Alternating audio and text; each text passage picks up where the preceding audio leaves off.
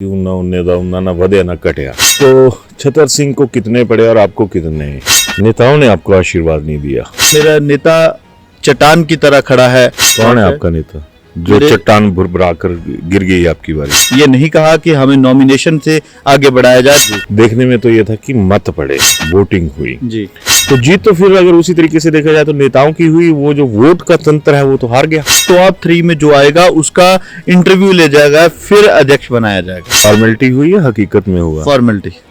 Formality किस तरह से हुई? तो संपूर्ण अवधि किसने डाली आपके इसमें कि चलो हमेशा के लिए खत्म?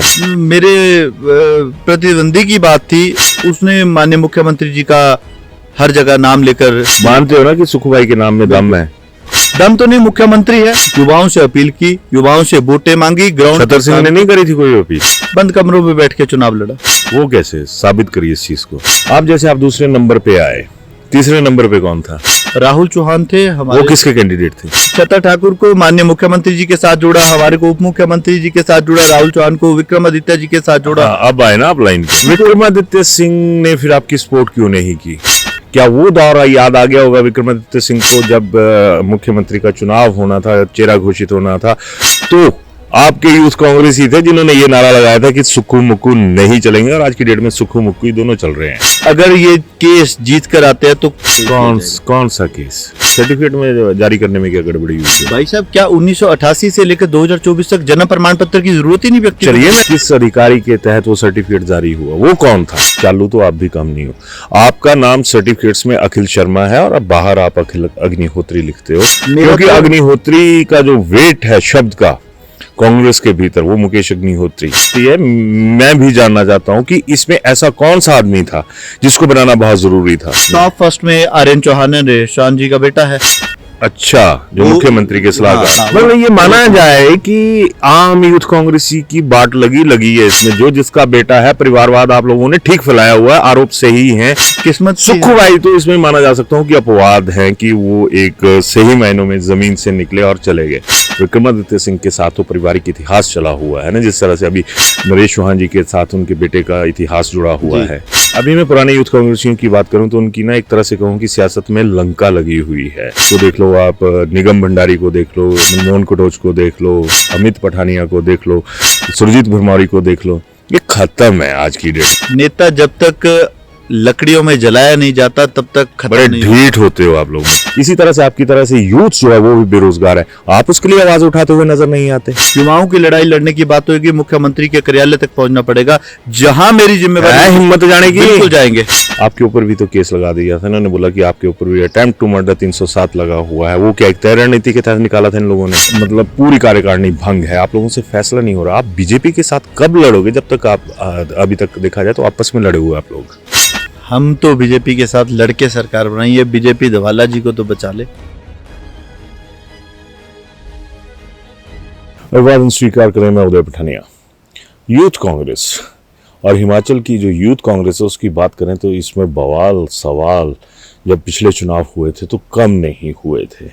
और एक दौर तो ऐसा भी आ गया कि यूथ कांग्रेस पर कब्जे के लिए जो चीज़ें थी वो तमाम माननीय अदालतों की जो दहलीज होती है उसको भी लांग गई। लेकिन दहलीज लांघने के बाद क्या हुआ, दहलीज लांघने की ज़रूरत क्यों पड़ी, आज इसी मुद्दे पर मेरे साथ हैं अखिल अग्निहोत्री, जो कि ऊना से ताल्लुक़ रखते हैं और आज धर्मशाला आए हुए थे। तो आज इन्हीं से इस मुद्दे पे बात करेंगे। अखिल, स्वागत आपका बहुत बहुत। धन्यवाद उदय भाई, मैं आपका और आपके चैनल का बहुत बहुत आभार व्यक्त करना चाहता हूं जो आपने अपने चैनल के माध्यम से मुझे रूबरू होने का मौका दिया। हक है आपका, आप एक सीनियर कांग्रेसी लीडर हैं। ये अलग बात है कि आपको पिछड़ा साबित करने के लिए कि जिवें कहते हैं ना कि उन्हें च कहावत है कि उन्हें ना ਵਧਿਆ ना घटिया। ना तुसीं ਵਧਾ सके ना कुछ और हो सके इस वेले उत्थे। चलो मैं मुद्दे की बात पे आता हूँ कि क्या हुआ, कितने वोट आपको मिले थे, कितने आपके प्रतिद्वंदी, उनका नाम है फिर छतर सिंह। मैं छतर और अतर के बीच में थोड़ा सा अटक जाता हूँ, अब नहीं अटकूंगा। छतर भी छोटा भाई है। तो छतर सिंह को कितने पड़े और आपको कितने? मैं तो धन्यवाद करना चाहता हूं हिमाचल प्रदेश की हर विधानसभा के युवाओं का कि मुझे जो 37,084 मत जो उन्होंने दिए, मैं उसके काबिल रहा। उन्होंने, बेशक मैं प्रदेश में दूसरे नंबर पे था, छतर ठाकुर को 58,000 के करीब मत पड़े, मुझे 37,084 के करीब मत पड़े। मैं धन्यवाद करना चाहता हूं हिमाचल प्रदेश के युवाओं का, जिन्होंने भरपूर मुझे सहयोग दिया, आशीर्वाद दिया। नेताओं ने आपको आशीर्वाद नहीं दिया? मेरे नेता मेरे साथ थे हमेशा। मेरा नेता चट्टान की तरह खड़ा है, खड़े रहेंगे, ये मुझे पूरा विश्वास है। कौन है आपका नेता जो चट्टान भुरभुरा कर गिर गई आपकी बारी? नहीं, चट्टान गिरी नहीं है, चट्टान पूरी तरह से वैसे ही खड़ी है। ये युवा कांग्रेस का चुनाव था, संगठन का चुनाव है। यहाँ कुछ मतभेद, कुछ बातें ऐसी, मनभेद ज्यादा थे, मतभेद तो अलग चीज है ना। अब संगठन के अंदर की बातें हैं, कौन कहाँ बैठकर इस बातों का सवाल किया, कोर्ट कचहरियों तक भी पहुंचना पड़ा। मेरे नेता मुकेश अग्निहोत्री जी ने भरपूर मुझे आशीर्वाद दिया, भरपूर आशीर्वाद रहा। हमने चुनाव लड़ा, बढ़िया लड़ा। और हमने चुनाव लड़ने के लिए जब युवाओं से आग्रह किया था, तो युवाओं ने हमेशा मुझे भरपूर साथ दिया। आज से नहीं, मैं 2009 और 10 से हम युवा कांग्रेस का काम कर रहे हैं। तत्पर हमने लगातार चुनाव लड़ा और चुनाव लड़के ही पीढ़ी दर पीढ़ी आगे बढ़ते रहे। ये नहीं कहा कि हमें नॉमिनेशन से आगे बढ़ाया जाए। पिछला चुनाव भी मैंने प्रदेश महासचिव, इस बार देखा जाए तो जो नॉमिनेशन का क्राइटेरिया जिसको बोल सकते हैं जी, देखने में तो ये था कि मत पड़े, वोटिंग हुई जी, पर कहीं ना कहीं ये आवाज भी उठकर सामने आई कि हिमाचल के जो नेता है उन्होंने बहुत ज्यादा इंटरफेरेंस की इसमें। तो आपको लगता नहीं कि जो नॉमिनेशन वाला क्राइटेरिया था वही बढ़िया था? फिर अगर आप जाए, आप जिस तरह से आपका आरोप है कि 37,000 कुछ मिल गए और दूसरी तरफ 59,000 के करीब लगभग 18-20,000 का फर्क रहा आप दोनों में, तो जीत तो फिर अगर उसी तरीके से देखा जाए तो नेताओं की हुई। वो जो वोट का तंत्र है वो तो हार गया। वोट के तंत्र की जहां तक बात की जाती है वहां हम दूसरे नंबर पे है। लेकिन एक और क्राइटेरिया था, जब युवा कांग्रेस का चुनाव हुआ तो युवा कांग्रेस की राष्ट्रीय कार्यकारिणी, राष्ट्रीय नेतृत्व की तरफ से एक क्राइटेरिया फिट किया गया था, टॉप 3 में जो आएगा उसका इंटरव्यू ले जाएगा, फिर अध्यक्ष बनाया जाएगा। फिर क्या हुआ? फिर इंटरव्यू में गए? हाँ, गया था, बुलाया था? बिल्कुल बुलाया था। फॉर्मेलिटी हुई या हकीकत में हुआ? फॉर्मेलिटी। फॉर्मेलिटी किस तरह से हुई? बैठे थे वहां, तो इंटरव्यू नाम की कोई चीज नहीं थी, पर राष्ट्रीय नेतृत्व पर पूरा विश्वास था कि वो झूठ और सच की लड़ाई के लिए हमारे साथ सही फैसला करेंगे। लेकिन उनकी भी कुछ मजबूरियां रही होगी। मैं थोड़ा सा टोकूंगा अखिल। अखिल का मतलब शायद संपूर्ण होता है ना, तो संपूर्ण अवधि किसने डाली आपके इसमें कि चलो हमेशा के लिए खत्म? हालांकि सियासत में कोई खत्म नहीं होता, ये भी एक बहुत बड़ी चीज है। आपके जो हवन था जिसमें आपका एक कहें कि सियासी तौर पर आपको मृत्यु दंड देना था, वो किसने दिया? जहां तक मेरे प्रतिद्वंदी की बात थी, उसने माननीय मुख्यमंत्री जी का हर जगह नाम लेकर इस्तेमाल करके वोटें लेने की बात की। मानते हो ना कि सुखभाई के नाम में दम है? दम तो नहीं, मुख्यमंत्री है, ये मानना पड़ेगा। मुख्यमंत्री प्रदेश के पहली कुर्सी पे बैठते हैं, मुख्यमंत्री के आगे हर किसी की नमस्ते होती है।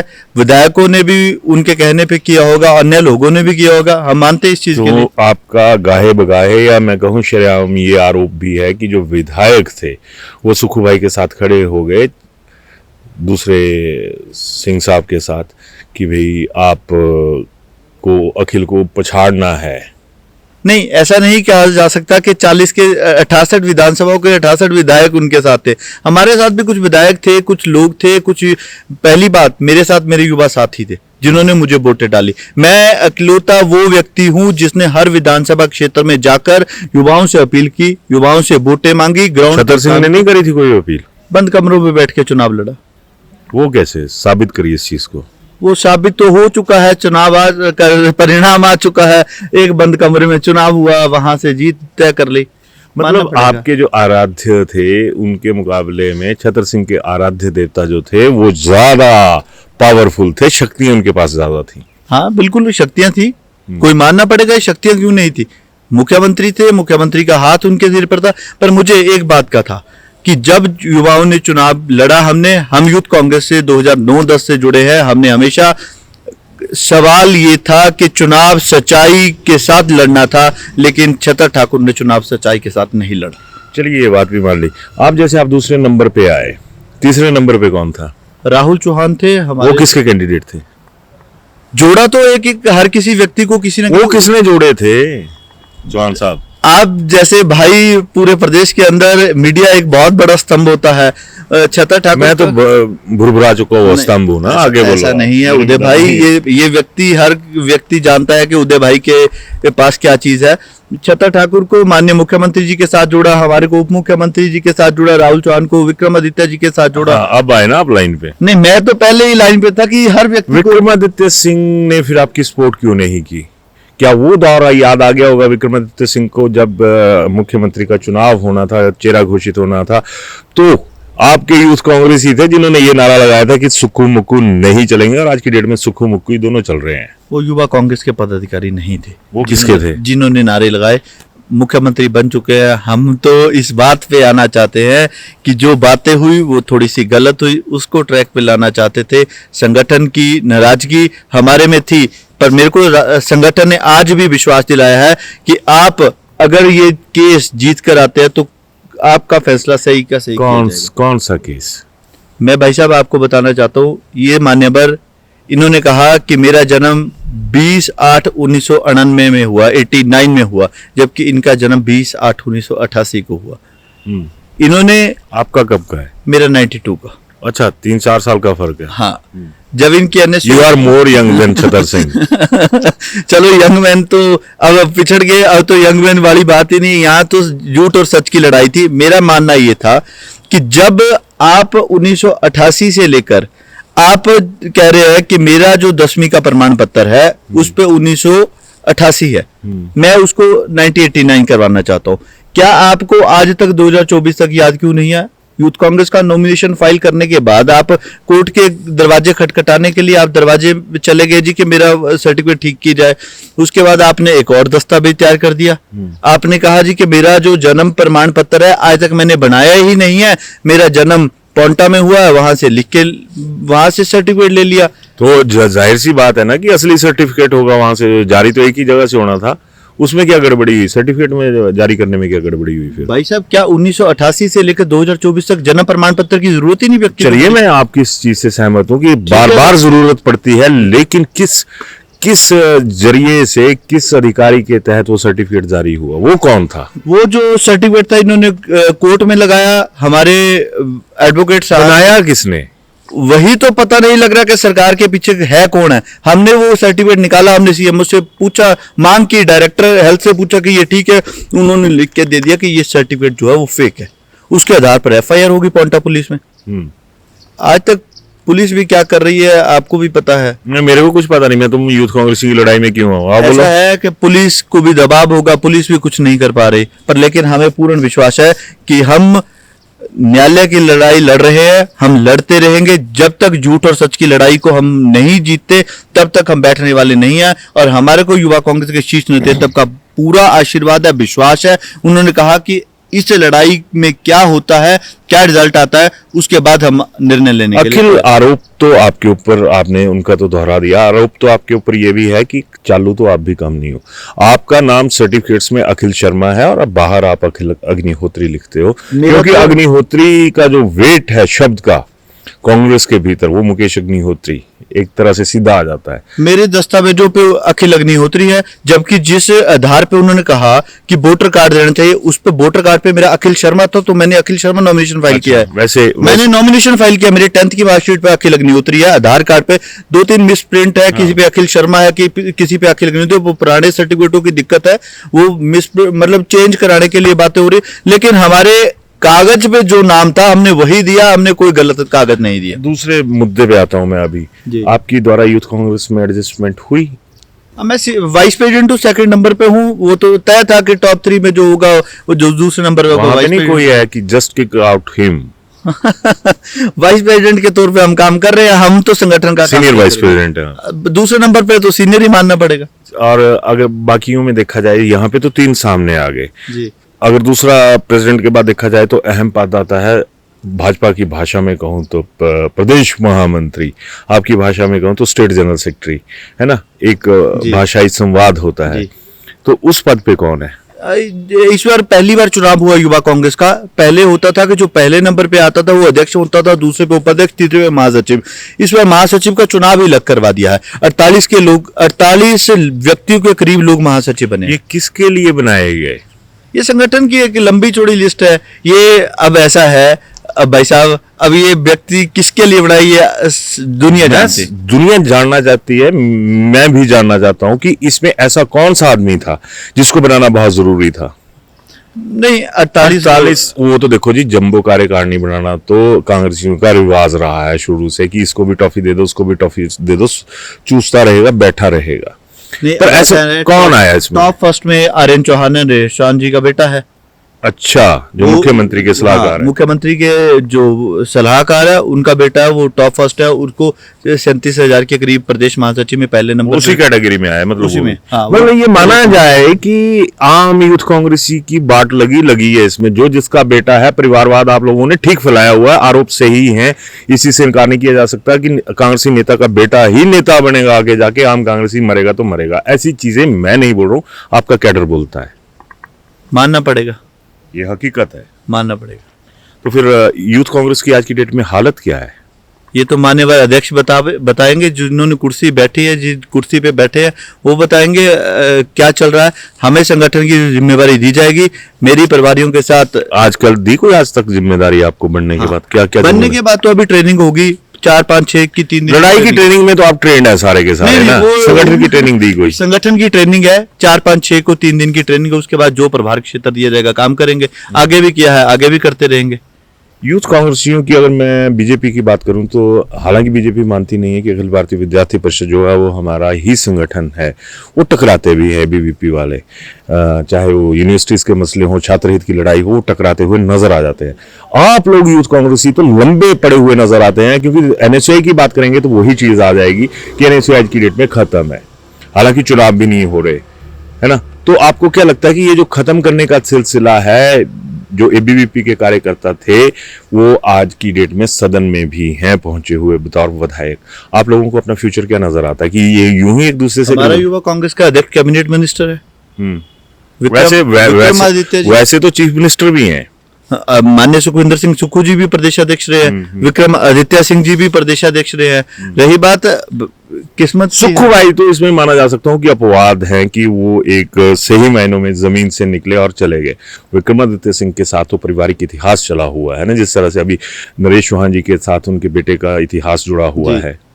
हाँ, वर्तमान जुड़ा हुआ है, इतिहास और वर्तमान तो अभी तक नरेश चौहान का ही है। नहीं, ऐसा नहीं है। ऐसा कोई ना कोई व्यक्ति आगे निकलेगा। जब अगली टीम आएगी तो टिकटों की लड़ाई फिर लड़ी जाएगी। लड़ने की आदत कब जाएगी आप लोगों की?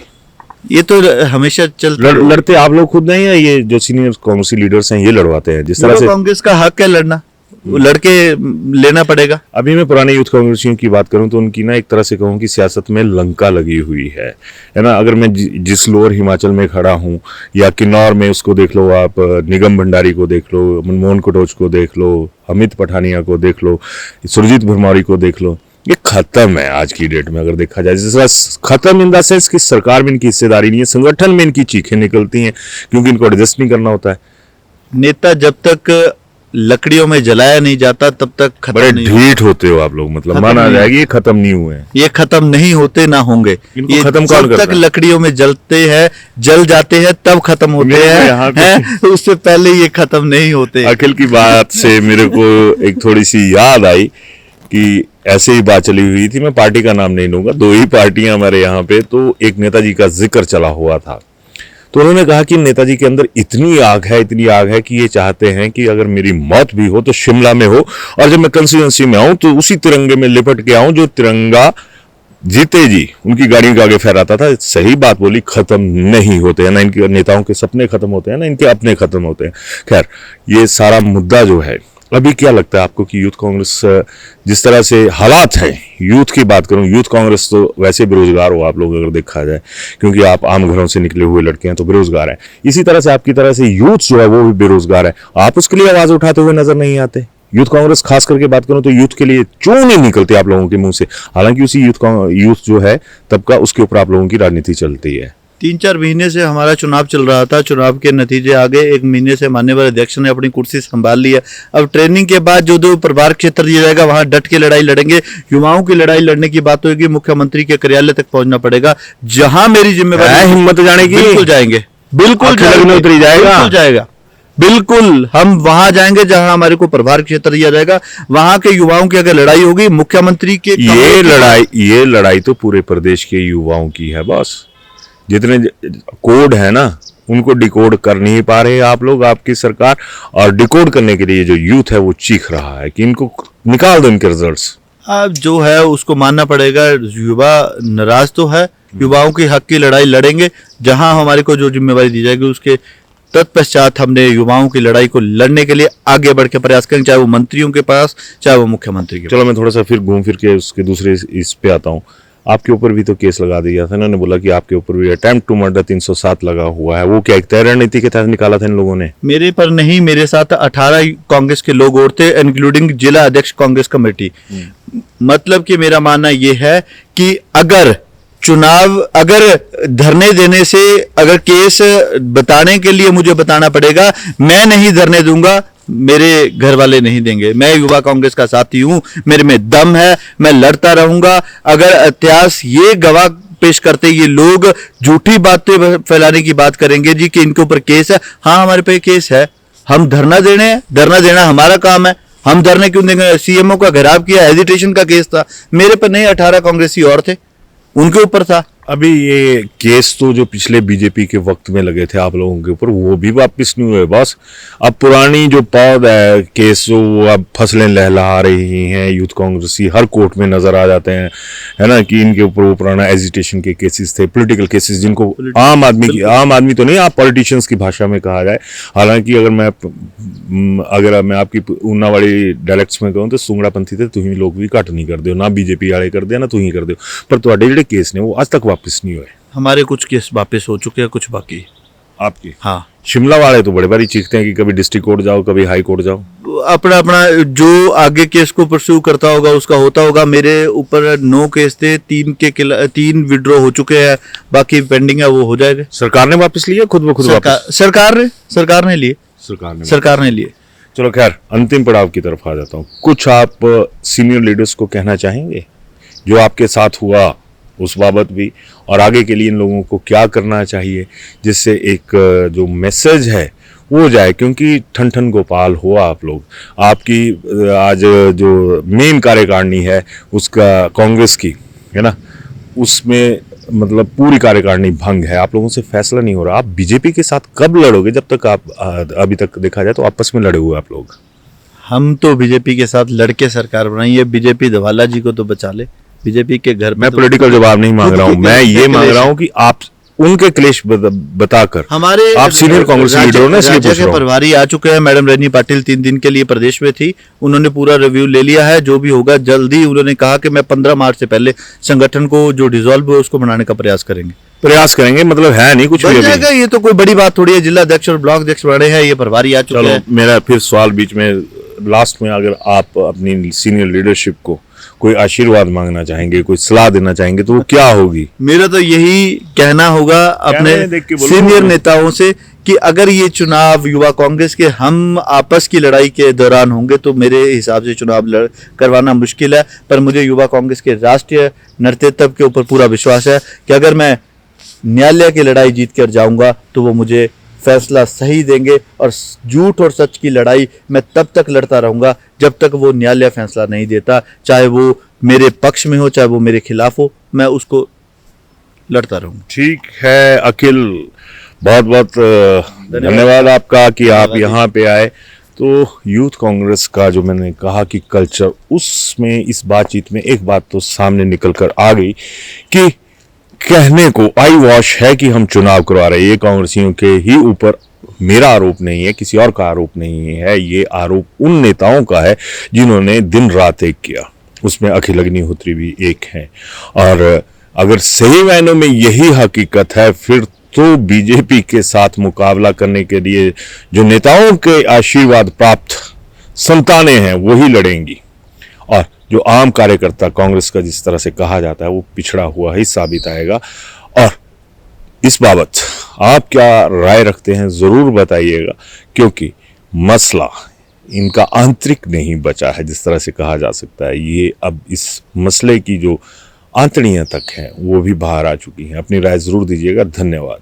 कॉस्ट से भी कम मेकिंग चार्जेस लेना ही सब कुछ नहीं होता। ज्वेलरी खरीदते समय ये भी जरूर ध्यान रखिए कि आप किससे खरीद रहे हैं, क्या वो ब्रांड ट्रस्टेड है और आपके पैसे की कदर करता है। जी हाँ, भूषण ज्वेलर्स है हजारों लोगों का विश्वास और मोस्ट ट्रस्टेड ज्वेलरी ब्रांड, जहां आपको मेकिंग चार्जेस पर छूट के साथ सोने की गुणवत्ता और उम्र भर का विश्वास भी मिलता है, क्योंकि भूषण ज्वेलर्स है ए बॉन्ड ऑफ ट्रस्ट।